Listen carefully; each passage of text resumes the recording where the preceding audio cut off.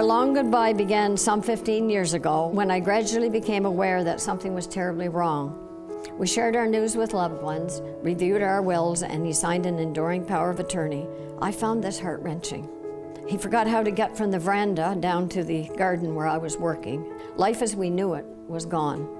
We gradually withdrew socially and spent more and more time home alone. He couldn't remember how to mix the gas for his chainsaw or how to use any of his equipment.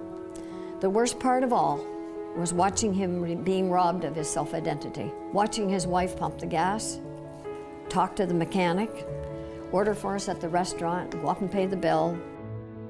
The call soon came that a bed was available, and I drove him to the Oromocto Hospital for that assessment. I was taking him from the home on the lake that he loved, which he had built for me. He was so proud of it.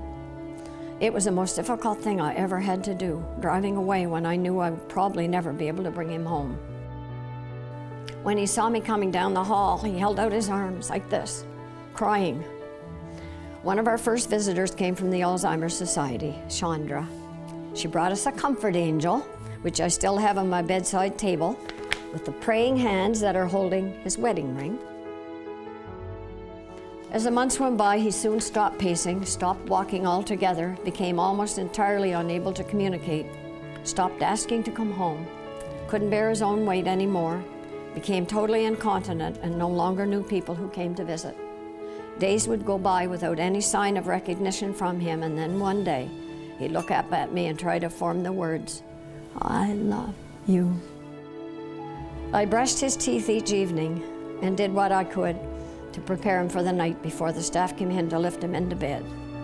During those intimate moments with him, I saw in his eyes the essence of him.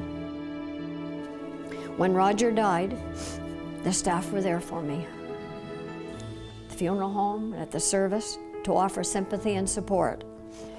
Because of this organization you support, my husband Roger and I had a lifeline.